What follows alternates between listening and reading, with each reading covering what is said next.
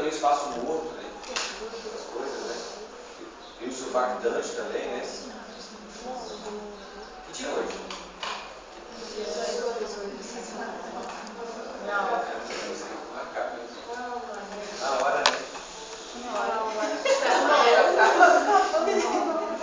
Vamos fazer uma prova. Eu já marquei, não? Não. A gente faz uma gravação. É, né? Gravação é parte, eu sei disso.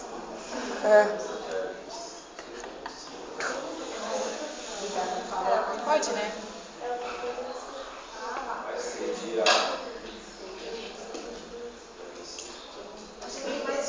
Dia 2, tá? Dia 2. Não, aí nós temos algumas patologias respiratórias, tá? Eu tenho pneumonia,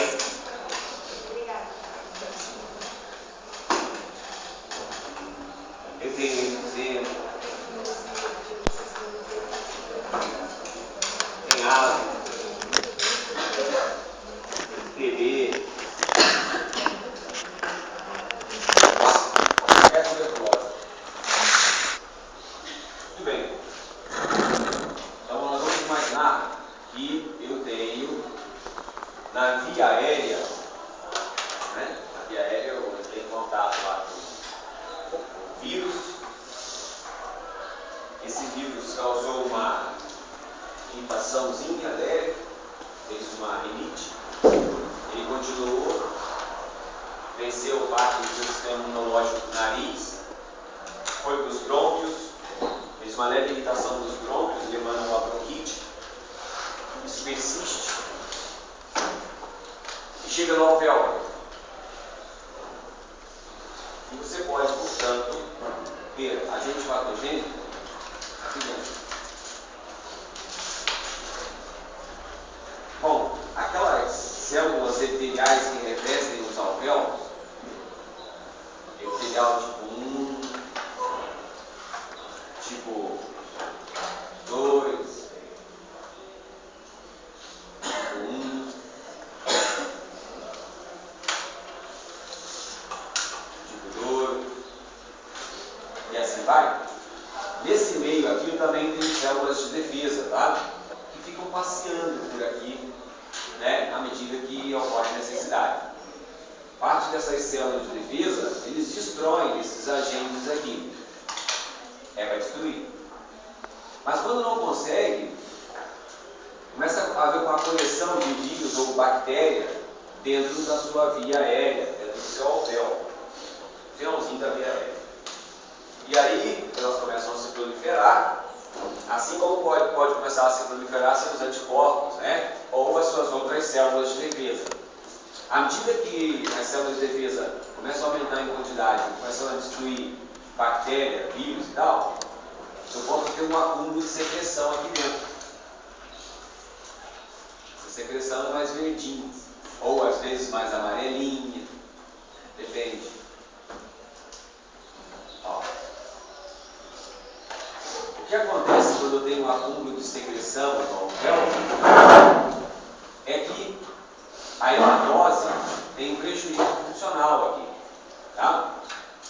Então o sangue vai passar por aqui, chega aqui venoso e não vai ter a capacidade de receber todo o O2 disponível e eliminar todo o CO2 que deveria. Exatamente porque, além das membranas, da membrana do capilar,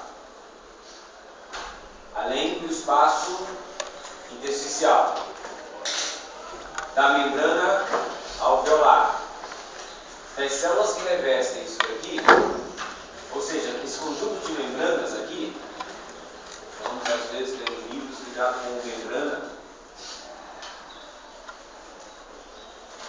alvéolo capilar.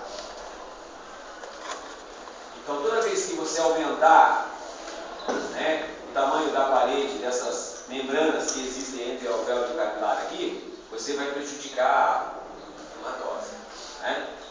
Toda vez que você prejudica a hematose, o sangue que sai dos seus pulmões pelas veias pulmonares tende a sair ainda com um bom percentual de CO2 e uma baixa concentração de O2, exatamente porque prejudica a troca. Esse sangue com prejuízo na hematose acaba, portanto, trazendo um prejuízo funcional geral, né? Você imagina que todos os tecidos são altamente dependentes de O2 para trabalhar. Então, por isso que quando você tem uma baixa concentração de O2 no sistema das veias pulmonares, você vai ter também a clínica da pneumonia. Em decorrência do agente patogênico, você, por exemplo, tem febre. Em decorrência da redução de O2, você, por exemplo, tem fraqueza, cansaço, fadiga, né? Muito facilmente. Você não tem como formar grande quantidade de energia se a sua hematose é tão ruim, né? Fora isso, as substâncias químicas liberadas pelo agente patogênico também tendem a jogar o seu estado de atenção para baixo. Então, tudo isso ocorre em decorrência do processo patológicozinho do seu alvéolo, chamado de pneumonia. Quando esse acúmulo de secreção ou infecção acontece nos brônquios, né? Você tem um acúmulo de secreção no brônquio, pode ser brônquio principal, brônquio lobar, brônquio segmentar, não interessa. Você tem um acúmulo de secreção ali, você tem uma bronquite. E aí você prejudica a hematose, às vezes, em um único compartimento.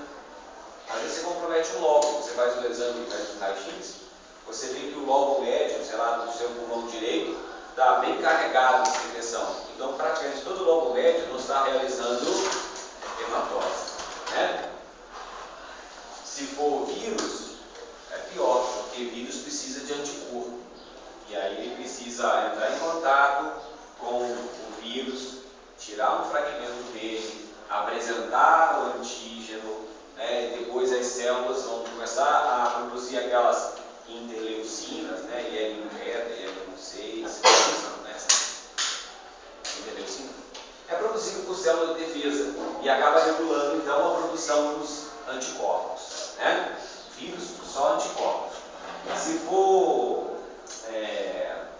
bactéria, aí você pode tomar antibiótico. Antibiótico não serve para vírus, porque o vírus não é vivo. O vírus é um zumbizão. O vírus pode ficar na dele durante anos, sem manifestação nenhuma.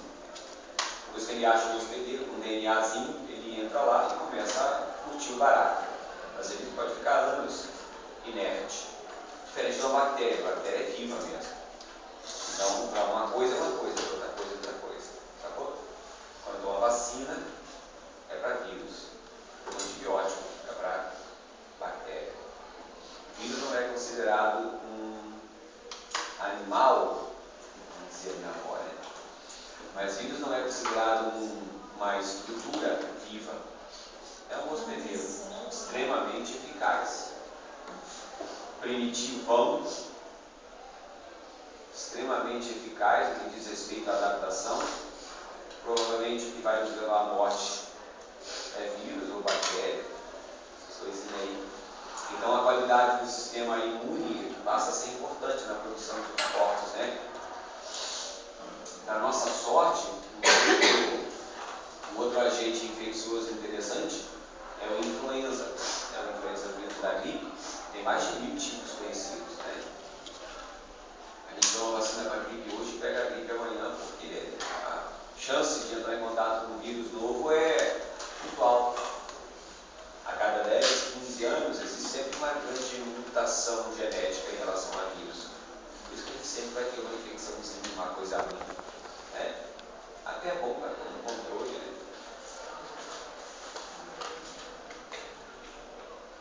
Tudo bem? Então essa infecção dentro do alvéolo traz esse prejuízo aí. Essa infecção na via aérea superior, brônquios, leva a bronquite, né? Tranquilo? E aí prejudica a hematose, como vocês já imaginam. O enfisema, ele é interessante no que diz respeito ao alvéolo, porque acontece um negócio mais ou menos assim. Ele aqui um brônquio respiratório. Aqui outro.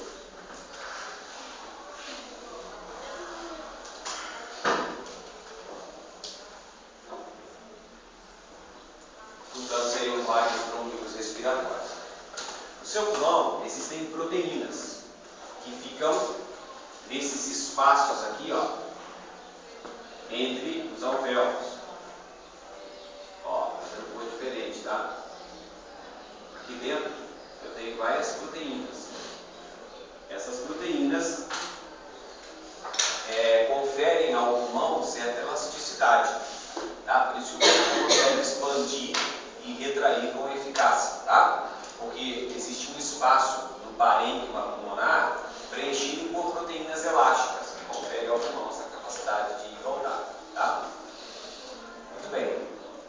O enfisema, ele é conhecido por ser provocado por tabagismo, né? Sabe disso? Aí são milhares de dias que o indivíduo fuma, né? E fica colocando aqui para dentro produtos, cigarro, aquelas substâncias químicas que vocês conhecem bem. Essas coisas vão entrando e vão infectando. Vão entrando, vão infectando lá. Por isso que o cara que fuma, ele geralmente tem uma tossezinha residual, né? Aquele pigarrinho, aquela coisa. Porque sempre tem uma secreçãozinha por aí, né? Quando o indivíduo, por exemplo, aumenta a quantidade, né, de cigarro diário, ou então ele muda a qualidade do cigarro, ele pode entrar em contato com substância mais ou menos tóxica, né? Um cigarro aí que tem um filtro muito ruim. Pior a qualidade do filtro, maior é o risco de infecção. Então, eu posso variar a qualidade da infecção aqui embaixo. Primeiro você passa por um desconforto nasal, quando você fuma, né? Depois da via aérea superior. Mais para frente o cara tem uma bronquitezinha crônica, começa com uma bronquite aguda. Depois passa para a crônica e sempre tem uma secreçãozinha. Quando ele fuma, lembra dos cílios que eu falei? Lembra, né? Que para, aquele sistema de proteção que ele comentou, ele também falha assim que o cara começa a fumar. Então, depois da segunda tragada, por exemplo, aqueles cílios todos paralisam e a qualidade do resíduo que chega aqui, portanto, é bem pior. O sistema de proteção lá em cima não funciona. Então, esses sacos alveolares, com o passar dos anos, eles podem romper. Pela inflamação, eles podem romper. E parte desse ar pode entrar por aqui, pode sair. No parênquima pulmonar. À medida que esse ar vai e volta, você respira pelo menos 15 vezes, 12, 15 vezes, esse ar vai ficando, uma partezinha, uma fração dele vai ficando no parênquima pulmonar. E ele ocupa espaço. Quando lesa isso, tem processo inflamatório, né? O ar sai, fica por aqui. Pequeno processo inflamatório, isso aqui vem no início, dependendo da qualidade do fumo do cara, isso pode fechar ou não. Só depende do quanto ele fuma, do tipo de cigarro que ele fuma. E aí aqui vai se enchendo de ar. A palavra enfisema significa acúmulo de ar, tá? E aí ele vai se acumulando aqui, ó, pequenas frações. Com isso, o que acontece é que o alvéolo, ele vai perdendo, o bronquíolo respiratório, portanto o alvéolo, ele vai perdendo a capacidade de expandir. Por quê? Esse espaço já está sendo ocupado. Já tem ar aqui. Tá? Então, se tem ar, o espaço que ele estiver, o alvéolo passa a não ter espaço suficiente para ele fazer todo o curso de ins e expiração. Ele começa a acumular ar. Então, o volume residual, aqui sempre quando você expira, sempre fica um pouquinho de ar aqui dentro, lembra? Aí o professor disse, né? Sempre fica um pouquinho de ar aqui. Se você só valora os pulmões de um indivíduo de 1,70 m, o volume residual fica em torno de 1,2 litros. Ou seja, por mais que você respire, sempre vai ter 1 litro, 1 litro e 200 de ar dentro dos seus pulmões. No caso do emfisematório, o volume residual vai aumentando. Só que esse volume residual aqui, ó, ele é funcional. Esse é fisiológico. Serve para ter, lembra? Sempre um pouquinho de ar aqui dentro, para evitar que o pulmão faça o quê? Que os alvéolos colapsem, entrem em colapso. Como a bexiga, eu falei que recebe um pouquinho de ar também.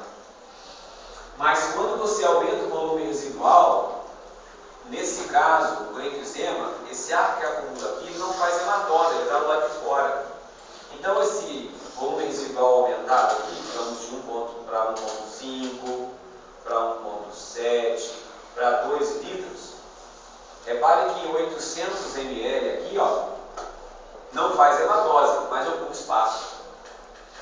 E esse 800 ml de ar fica nesse meio. Então esse saquinho alveolar aqui, ó, ele não consegue expandir como poderia. E portanto, quando você faz a mecânica e que o diafragma desce e tenta expandir o pulmão, o saquinho alveolar, se tem ar no parênquima, ele não consegue expandir, não consegue trazer todo o ar que você queria. Quando você respira em repouso, você tem um volume corrente de 500 ml, lembra? Esse é o volume corrente. Então era para você trazer 500 ml para dentro. Aí eu disse que 150 ml ficava no espaço morto, que é aquele que não faz hematose, lembra? Fica só aqui, né? Então os 350 mais ou menos, digamos assim, que deveria ir para o alvéolo, né? Não consegue ir, porque o seu pulmão não consegue expandir o suficiente. Muito bem. À medida que esse volume residual vai aumentando, você vai perdendo cada vez mais a capacidade de trazer o ar para dentro. Só que o pulmão, como o parênquima tem ar, o pulmão vai expandindo, ele vai crescendo. Então, se você faz um raio-x de um indivíduo enfisematório, você vai ver as costelas, né? Aí você vê um negócio preto. Não sei se você já viu raio-x de pulmão. Você vê a costela, né?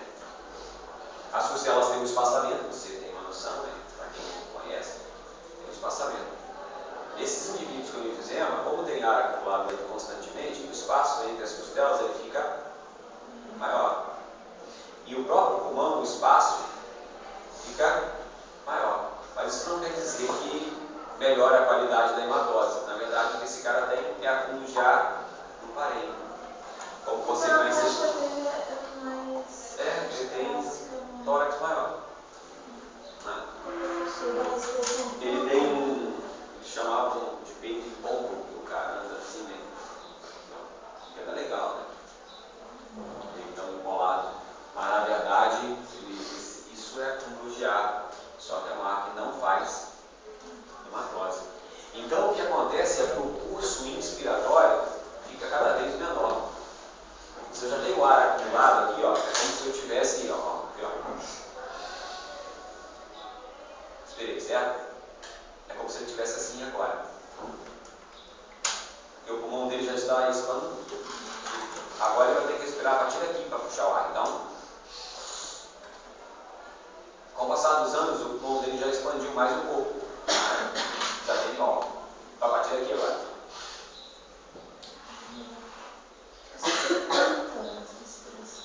Morre assim.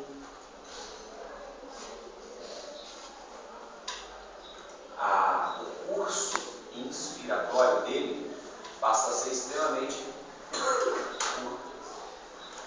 Porque a qualidade do ar que ele traz para dentro é inferior. Entendeu? Então o pulmão vai expandindo e vai aumentando o volume residual. Só que repare que esse volume residual é fisiológico. Esse aqui não. Indica que está acumulando ar nos pulmões e que não está fazendo hematose. Vai morrer exatamente com uma grande incapacidade ventilatória. Aí, esse cara tem o volume residual dele era de 1,2, passou para 1,7. Já é enfisematório.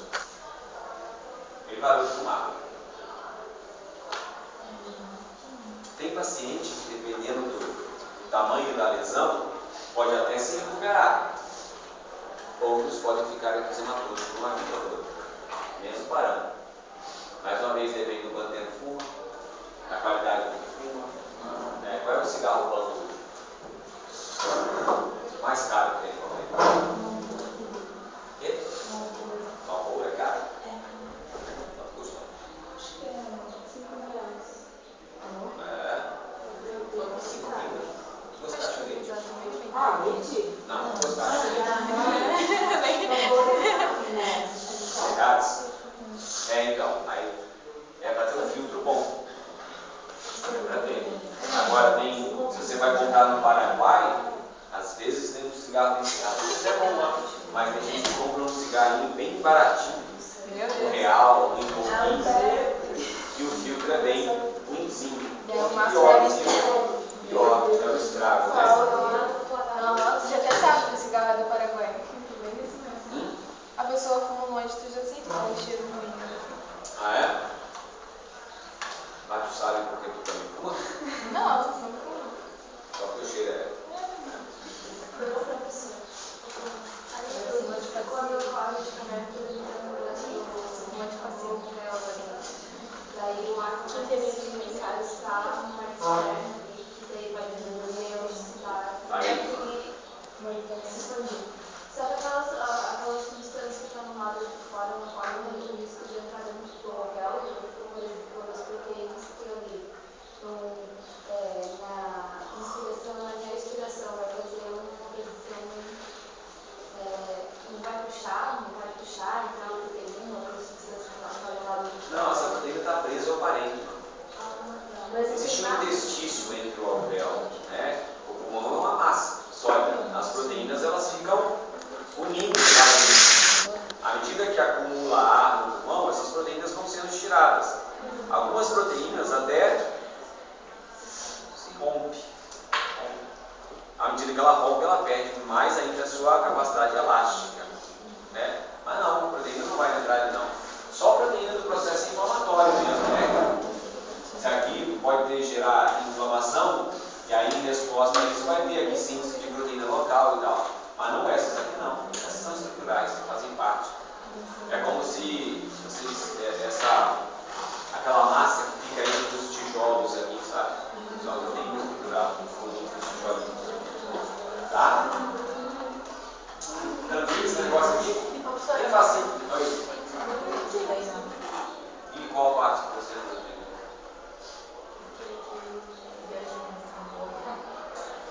Não, eu entendi, assim, eu estava meio prestando atenção no mural, lembrando um pouco, daí eu vim pra cá, daí eu fiquei assim. Viu só? Que não é só homem que presta atenção em uma coisa cada vez, né?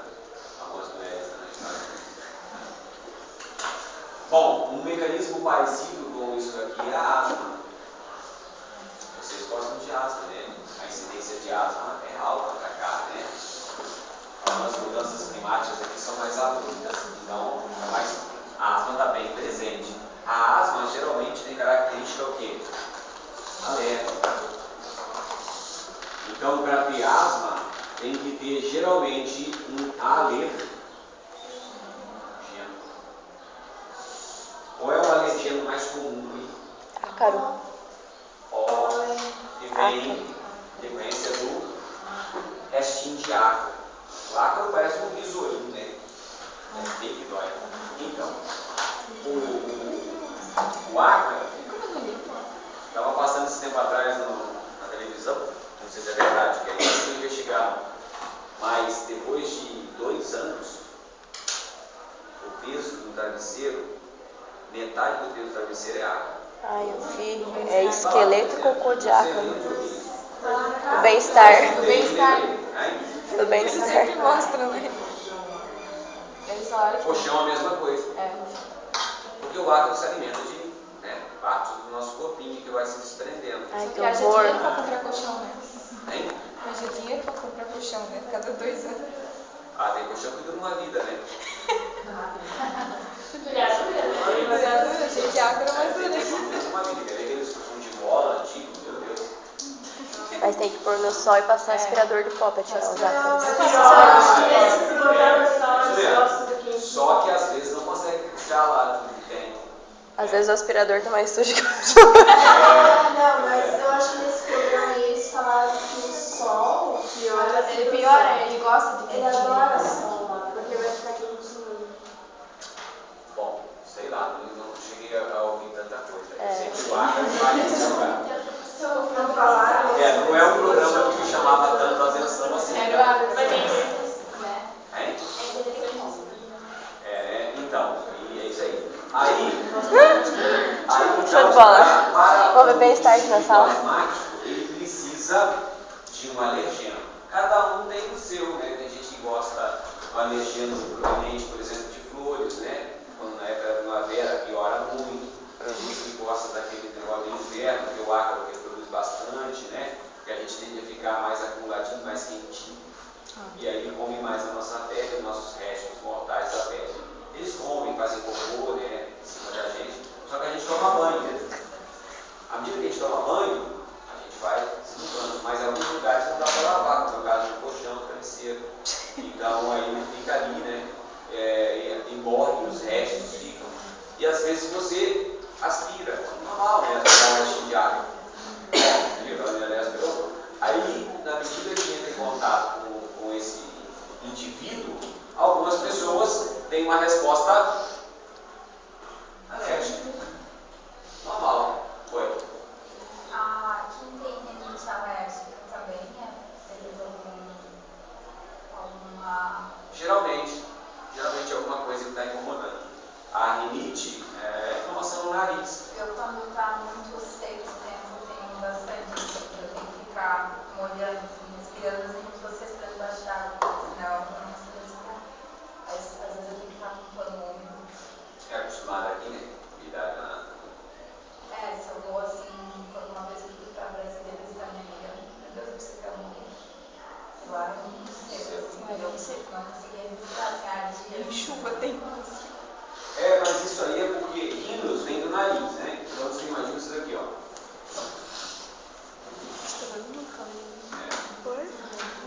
Você tem aqui a concha nasal, né? Vai se coçar. Já vou começar a esperar já. E inferior, né?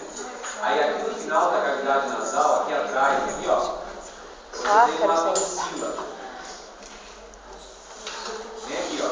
Então o ar entra pelo seu narizão aqui. E aí se propaga por dentro da cavidade. Quando a cavidade nasal começa a se afunilar lá atrás, para formar a nasofaringe, ele encontra a tonsila. Aqui tem um monte de célula de defesa, sabe? Aqui, ó. E se você, quando você inspirou, você trouxe alguma coisa que provoca uma reação dessas células, você pode ter um quadro chamado rinite. Rhinos do latim é nariz, e de inflamação, então inflamação do nariz. Pode ser só uma resposta mesmo aqui, ó, localizada aqui. Pronto. Algumas pessoas ficam só com um corrimentozinho, né, aumenta a secreção e tal. Só que isso pode seguir adiante. E aí você pode ter um quadro mais grosseiro. Ele passa pelo nariz, depois vai para lá, laringe, e daí ele chega, por exemplo, na traqueia ou nos broncos. Pode fazer inflamação aqui, né? A questão é que quando essa substância, o fragmento, o pedacinho dele, ou às vezes o ácaro inteiro vai embora, que é pequeno, quando ele toca na membrana que reveste a via aérea, ali tem um monte de células de defesa. Tem mastócito pra caramba ali. E o mastócito acaba liberando uma quantidade boa de histamina. Né? Quando entrou em contato com ele, imediatamente ele começa a liberar a histamina, que é uma substância pró-inflamatória, né? Vocês conhecem a histamina. À medida que a histamina é produzida pelo mastócito, ele começa a se ligar nas células e começa a mexer com a qualidade do líquido ao redor, porque faz vasodilatação. E aí você começa a ter dificuldade, por exemplo, para respirar, porque se você tiver um edema na via aérea, começa a ter dificuldade para o ar passar. Então, isso é asma alérgica. Se você medir, por exemplo, a quantidade de imunoglobulina, é chamado IG, aí tem vários tipos de imunoglobulina. A da asma, que é uma reação alérgica, e toda reação alérgica produz imunoglobulina E. é um tipo de imunoglobulina específica para a reação alérgica. Então você mede no cara que ele é alérgico por outros motivos e você sempre vai ter um aumento da produção de imunoglobulina aí, envolvida na resposta inflamatória ao agente, ao alergeno. Tá? E aí o indivíduo tem dificuldade respiratória. Por isso, quando o indivíduo tem asma, ele tem que usar um medicamento lá, não está em crise, né? O medicamento é a base de quê? Qual é o medicamento que a pessoa usa que tem asma? Aqui tem gente que tem asma, não tem? Sim. Então, quem é que toma alguma coisa de vez em quando? Todo dia. Oi? Não, Sporazete. E tu já leu a bula? É bem complicadinho, né? Porque não é só pra asma, né? Eu tenho bronquite asmática. É um pouquinho pior. Só que acontece nos brônquios. A sua resposta é mais ali. Provavelmente a sua resposta alérgica está mais relacionada aos seus brônquios. Só isso. Fechado? E daí? Aí você toma o quê? São 2 comprimidos. Um é um dilatador, os brônquios, e o outro Bronquidilatador por quê? Porque à medida que a via aérea vai sofrendo o edema, começa a prejudicar a passagem do ar. Então a maneira mais rápida de corrigir isso é te dar um bronquidilatador. E o outro é acho que é anti-inflamatório que são 2 comprimidinhos. Você põe na cápsula, fura ele, aspira, aí depois de 5 minutos você faz o mesmo processo, só que com outro remédio, com anti-inflamatório. Pois é, geralmente são anti-inflamatórios sim. Às vezes são anti-inflamatórios até hormonais. São anti-inflamatórios bem vigorosos. Então o que eles fazem para isso? No momento de maior sofrimento, abre a via aérea.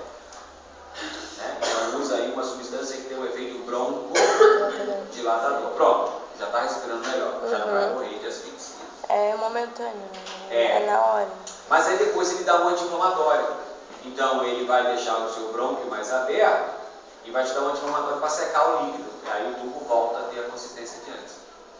Então você sai rapidamente do sofrimento. Né? É isso mesmo. Mas quando tem asma, tipo, que nem dela, vocês podem... Fecha.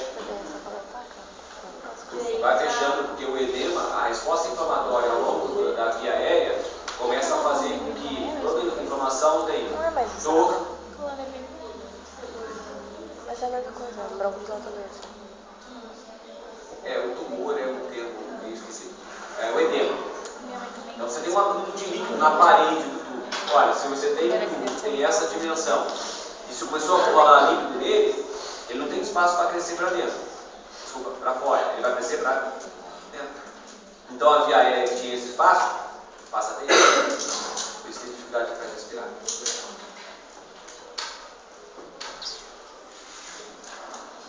É chato a asma. Bastante. Ainda mais é uma doença crônica, né? Então. Se você souber ao que você é alérgico, você pode tentar evitar. Cara, não é meio difícil. Ainda mais na cidade que eu moro. Você pode ser até cuidadosa, mas se eu tirar, por exemplo, um casaco do armário, te dar uns 6 meses, eu posso quase te matar. Nossa, nem fala. Sabe que é bom, né? Essas coisas. Aspirador de pó tem que usar. Abre um aspirador de pó com ela no meio do quarto. Arranca a porta e sai. Esconde o remédio. Esconde remédios. Coitada. Enfim, esquece. Asma. Tudo bem, gente? Asma, pneumonia, enfisema. Tá tudo aí, essa porcariada para te ajudar. Se alguém associasse assim, ou relacionar uma doença respiratória com a adaptação do sistema circulatório. Digamos que você estivesse em crise asmática. O que acontece com o seu débito cardíaco? Diminui. Aumenta. Aumenta. pessoa com Coração. sofrimento Realmente. respiratório, né, ela vai ter menor frequência cardíaca e menor débito cardíaco. Você já viu isso? A pessoa fica tranquila, né? Está em crise asmática, quase não respira mais, e aí ela fica assim, ó. É claro que você tem um aumento do débito cardíaco, um aumento da pressão arterial, você tem vasoconstrição de veia. Sim, o próprio remédio, né, dá aquele taquicardia que chega a tremer. Se eu tomo muito perto de dormir, eu fico agoniada na cama, eu não consigo dormir.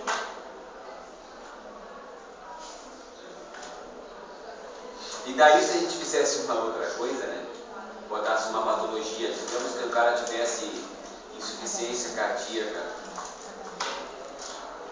qual a consequência do sistema respiratório? Não ia ter. Não ia Tá bom, sofrer a mas insuficiência necessidade. cardíaca de origem ventricular esquerda. Pronto, vou localizar bem. Perdi 20% da massa do miocárdio esquerdo. O que acontece com o sistema respiratório? Por quê? O sistema respiratório ele aumenta. O quê? Ele o quê? A frequência cardíaca aumenta. Tá, por enquanto está no sítio. Como? É o descreva. Tá, ele teve uma insuficiência cardíaca, que é a diminuição da contratibilidade do coração. Ele não consegue mais contrair, consequentemente não consegue levar oxigênio aos tecidos.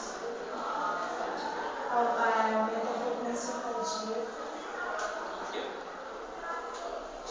O cara já está morrendo do coração. Por que aumentaria a frequência cardíaca? Para tentar aumentar o débito cardíaco. Que mecanismo é esse? Começou agora até o fim, sozinha. Eu saí do 24 e fui pro 37. Mas 37 Capítulo. Ah, tá. Vocês acham que eu fui à toa? Eu não tinha nenhuma segunda injeção?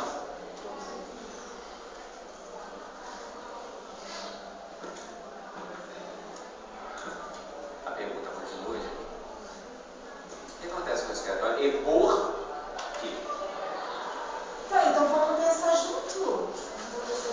Estou parecendo uma música, né? Vamos pensar junto. Vamos pensar junto. Diminui a frequência?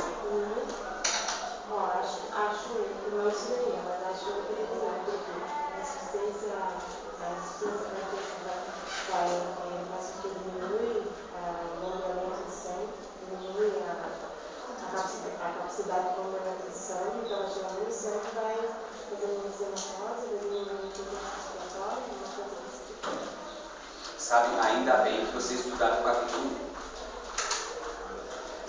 Eu falei, Homeostase.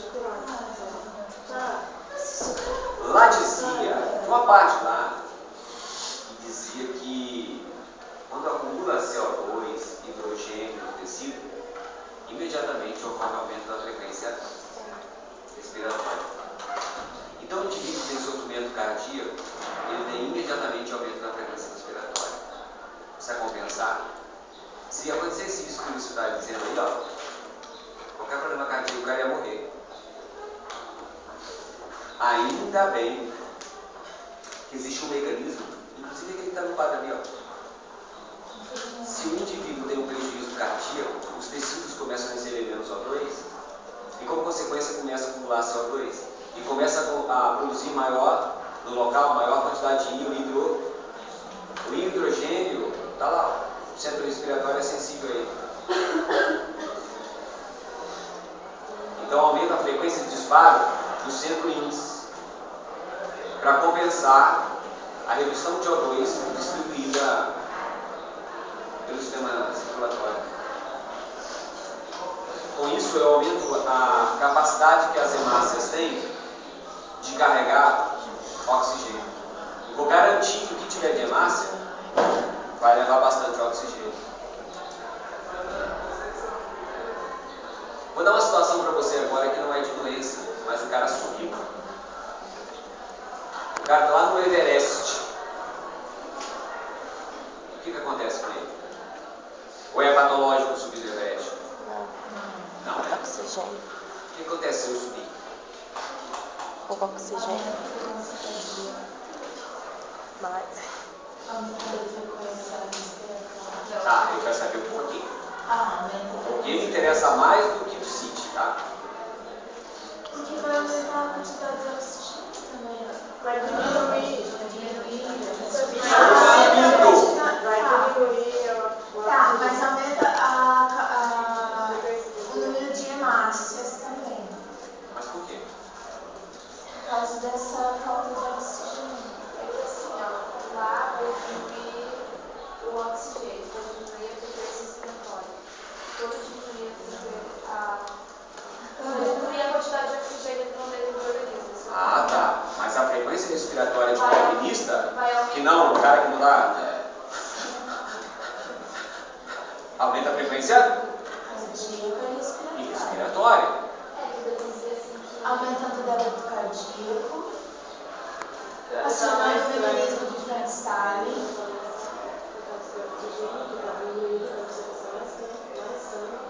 Mas por que ele fica na base da montanha, geralmente, esperando algum tempo? Por que ele já não sobe na pancada? Ele vai dar Vai dar o que?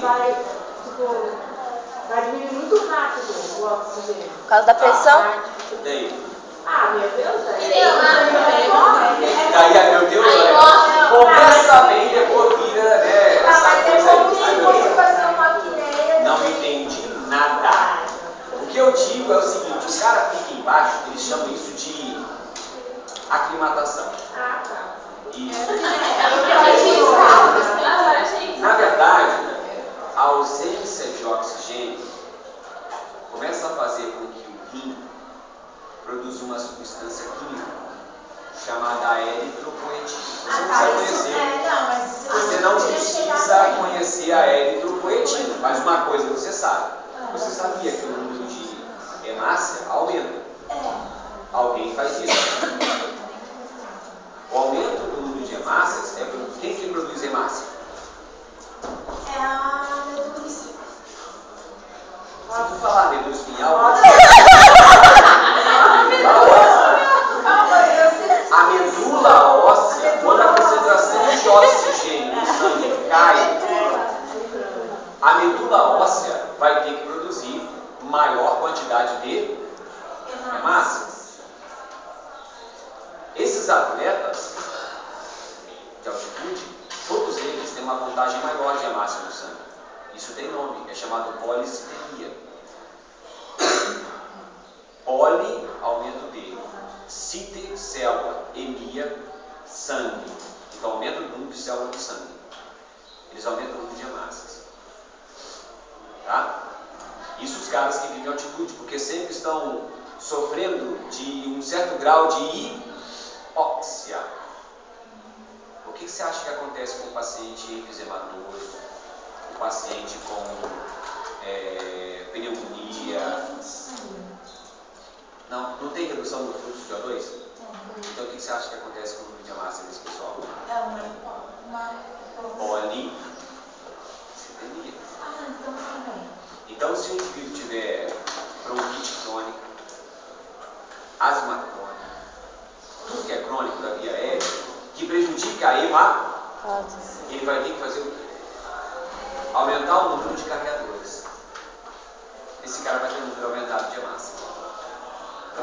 E a gente pode fazer isso também de maneira hiperbárica. Se você tiver sofrimento de O2, sim. Pressão é uma coisa, O2 é outra. Tem que regular isso, né? De forma que o indivíduo esteja nessa condição sofrendo de hipóxia. Então, se os caras vão pular com água, vamos supor, que é o Everest, eles sobem só por patamares para começar a equalizar a pressão. A pressão e também. É a polissemia. Ele precisa de maior carregador. Por que isso? Porque se ele não vai subir com a máscara, eles podem subir, né? Um balão de mas oxigênio. aí não vale. Pois é, então se ele não vai subir, ele precisa garantir que a cada índice, a pequena fração de O2 que ele pegou vai ser carregada. Então ele aumenta o número de carregadores. Isso é feito doping. Tem doping assim. O cara tira a sangue dele e guarda na geladeira. 3 dias antes da competição, 2 dias antes da competição, ele tira o sangue e injeta nele de novo. E aí, com isso, ele aumenta muito rapidamente a quantidade de hemácia que ele tem. Lembra daquele cara que, campeão lá, americano, que é o bicicleta, né? Não sei. Armstrong, né? Neil Armstrong. É Neil? Eu acho que sim. Porque Neil é o cara que foi na lua. Não. Ele foi de bicicleta até lá. Esse cara aí, ele foi campeão 7 vezes a volta da França e tal, bateu todos os recordes, ficou trilionário. Descobriram que ele injetava eritropoetina. Aquele lá do rim. Teve câncer de testículo depois. Ai. Ele aplicava a eritropoetina. À medida que ele aplica a eritropoetina, a medula óssea começa a produzir mais células sanguíneas. Então, quando ele vai para a competição, se você comparar, normalmente, quanto que aparece lá, né, no exame de sangue, de hemácia? Para mulher? De 3,5 a 4 milhões por decilitro. Pode olhar no seu exame de sangue que aparece lá. Né? Então, o que acontece no caso dele? Aparece 6, 6,5. Entendeu? Então ele tem, o que o cara tem? Ele só tem um número maior de hemácia. O que você pode ir contra? Até então ninguém sabia. Até que eles descobriram uma maneira de pegar a eritropoetina sintética. Aí eles descobriram, começaram a aplicar aquela substância e aonde estava a eritropoetina sintética eles pegaram. Opa, apareceu a primeira vez. Começaram a desconfiar dele. Depois descobriram que ele usava constantemente. Então ele tinha um número maior de hemácia. Então ele sobrava na reação de oxigênio. Então quando chegava no final, que tinha que dar um sprint, usar aquela última parcelinha de O2, ele garantia que a cada... ele carregava quase tudo de oxigênio. Então a relação captação e carregação de O2 era muito melhor dele. Eu não sabia ninguém, professor. Só que os atletas em volta desconfiavam, porque era alguma coisa que chega uma hora que fica tão gritante que não tem como você perceber. Aí você fica tem alguma coisa que todo mundo sabia, mas não tinha teste suficiente para isso, porque o doping precisa evoluir tanto quanto a droga evolui. Então, assim como existem drogas para melhorar a performance do atleta, existem pesquisadores que pesquisam por que o atleta é tão bom. E ele fica naquela guerrinha de gato e rato. Uma hora pega, e pegaram ele. Só que ele já estava trilionário. Ele assumiu, ele tinha uma fundação, fazia um bem para as crianças. Então, não aconteceu nada, só ficou desmoralizado. Agora imagina você estar no topo, né, está lá apresentando os canais de televisão do mundo inteiro falando da sua performance e de repente depois descobre que você é uma fraude. Esse tipo de gente pode se matar. Estamos cuidando até para ele não ficar muito doente e tal. Professor, esse mecanismo pode acontecer embaixo? Não, aquela moça lá está fazendo uma... Não sei se aquilo é um exercício. Isso é uma meia hora. Não sei o que é isso aí, uma dança, nova. Isso é um alongamento. Diga. Pode passar os capítulos atrás. Eu tinha que fosse. Porque eu tô até agora, tá? Ele falar e dizer, mas já falou de cara da bicicleta. E eu continuei aqui, não. 37, 42. Posso fazer o Eu desisti, eu vou ler uma coisa na memória. Ô professor, e os jogadores de futebol que também são revelados das regras é mais alta? Como é que eles fazem para poder fazer a adaptação? Vamos antes. Para quem? Para poder Se adaptar. Depende. Tem atleta que ele nem faz isso. Ele nem faz. Tem atleta que não precisa. mas ele sofre. Se ele não se aclimatar, ele sofre. Por isso que antigamente eles levavam, né, o atleta para lá. Hoje em dia eles levam uma bomba uma bala daquela de oxigênio. Quando o cara começa a sofrer muito, ele vai lá para a beirada do campo e dá uma puxada naquilo, é oxigênio puro, então oxigena bem, mas só que dura 3, 4 minutos, depois começa a dar sofrimento de novo. Mas só que o atleta de alto rendimento ele aguenta estar nessa situação durante algum tempo. Depois ele entra em fadiga, é normal. O músculo precisa de bastante oxigênio para gerar bastante ATP. Né? Então, se ele não tem oxigênio suficiente, ele começa a ter uma produção mais anaeróbia. Aí começa a produzir mais ácido lático, ele está moído, né? E atleta tem condicionamento muito bom. Aliás, eles vão consumir mais, vai fazendo mais rápido. Então ele entra mais rápido em fadiga. Mas só que para um atleta desse tipo, ficar submetido a um alto grau de fadiga durante 1 hora, para ele vale. Para ele.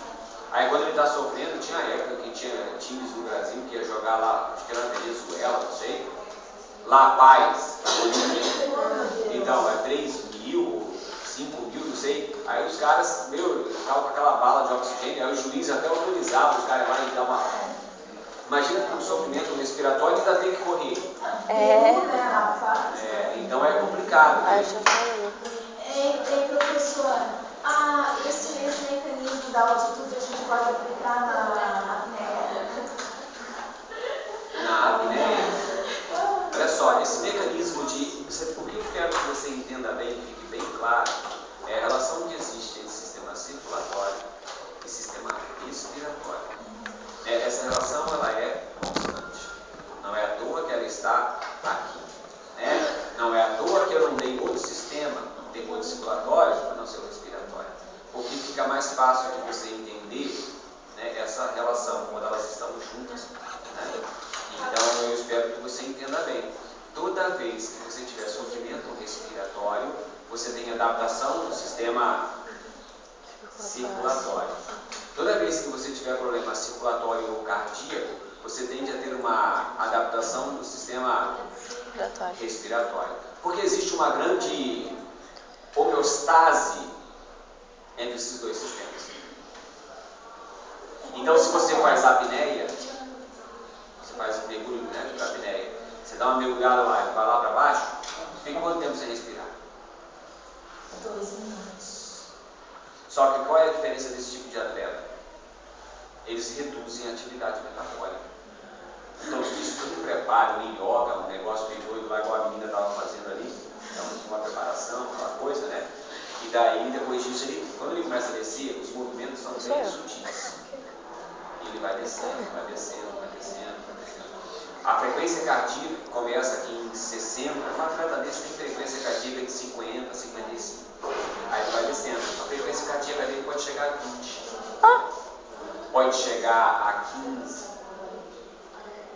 Porque ele consegue, por todo um condicionamento, diminuir a atividade metabólica. E o legal é que quando você desce, vai ficando mais frio. Se você sabe lidar bem com a temperatura, você também diminui o metabolismo. Diferente da gente, começou a passar frio, você começa a... isso aqui, calafrio, são contrações musculares. Gera um calor. Se gera calor, você gasta energia. Eles não fazem isso. Tem outros mecanismos. Fizeram um filme uma vez chamado Imensidão Profunda, eu acho que é o nome. Que era um cara que tinha um metabolismo, ele fazia apneia, acho que é um italiano. Ele mergulhava não sei quantos metros, ele tinha uma frequência cardíaca parecida com um golfinho. Eles botaram no monitor e ficava assim, tum. Meu Deus do céu, oxigênio do cérebro quase nada. Quase nada. Por isso que muitos desmaiam. Então aí tá, tum, aí você escuta, tum. Aí fica parado, meu Deus, cadê a outra? Cadê a outra? Enquanto nós ficamos desesperado, veja aquela coisa bem, mas isso passa por, isso tudo é condicionamento, né? O indivíduo se condiciona para aquilo. Então, tinha uma mulher que leva, não, imagina que a gente for dar assim, vamos prender a respiração? Vamos prender ansiedade, fica assim. Aí quando começa a faltar um peso, fica assim. À medida que você se estressa, é porque você não tem controle, né? Você começa a dilatar a pupila, aumenta a frequência cardíaca, aumenta o consumo. Quanto mais você estressa, mais você consome CO2. Esse pessoal não pode fazer isso. Então existe um trabalho mental muito vigoroso desse nível. Por isso que muitos, eles chegam a perder, eles esquecem de respirar às vezes, e aí fica lá embaixo, direto, morre. Aí tem que ter alguém que desce junto, né? Alguém desce junto, fica lá só coringando, para ver se o cara quer dizer que desmaia. Se ele desmaiar lá embaixo, ele vai ficar, né? Uma pessoa, uma mulher fera, fazendo a apneia, só que ela tinha se preparado tanto para fazer a competição, e antes da competição, minutos antes, ela respirou bem fundo para descer. Na respiração forte, ela desmaiou porque ela estava tão condicionada a não ter tanto oxigênio no cérebro que essa hiperoxigenação, ela desmaiou. Daqui a pouco voltou e foi. A circulação cerebral, o controle, os baroreceptores da circulação cerebral são diferentes da circulação sistêmica. Às vezes tem você os baroreceptores no tem. cérebro. Tem. Na carótida interna, por exemplo, é legal porque se você tiver uma hemorragia e estiver perdendo sangue, o sistema nervoso tenta de qualquer maneira manter a quantidade de oxigênio cerebral. Isso porque os baroreceptores, eles fazem uma vasoconstrição controlada para cá. E aí tentam sempre permitir determinado fluxo sanguíneo correndo no sistema nervoso. Muito doido, né? Isso nós vamos aprender no sonho? Não sei, eu acho que não. Isso é... Mas isso é tão legal. Mas aí existe uma certa especificidade. Mais para frente, talvez, vocês vejam aqui, né? Aqui agora. Tudo bem, então? Entenderam bem a correlação que existe entre sistema respiratório e sistema circulatório? Tem que cuidar. Vai que aparece. Ô professor, eu vi um documentário no final de semana que eles faziam um transplante de coração. Como que eles conseguem manter assim, tirar o coração? A professora disse que era através de como se fosse um coração artificial, assim. Mas eu não entendi nada, porque mas eles ligam todas as artérias certinho nesse coração artificial enquanto. Vão tirando e botando na máquina. Um por vez daí. Às vezes tem mais gente trabalhando, né? Nossa, então eles podem resfriar o indivíduo, resfria, pode pôr bem frizinho. Aí, às vezes chega a botar até um pouco de resfriamento no próprio coração, para ele diminuir bem a sua...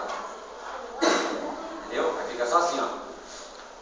Porque se você resfria o corpo, o metabolismo reduz abruptamente. Esse papo de que o cérebro só suportaria 5 minutos, 3 minutos sem oxigênio, hoje a gente sabe que não é mais assim não. Pode aguentar mais tempo. É só você resfriar ele primeiro. Se você resfriar o sangue, você resfria todo o cérebro, diminui o metabolismo. Ele pode viver um tempo bem maior sem oxigênio. Não vou entrar em tanto detalhe, mas isso acontece. E aí ele pega esses vasos e conecta numa máquina que faz a função de coração. Aí eles podem lá, conectam os vasos, a máquina vai dar uma chamada circulação extracorpórea.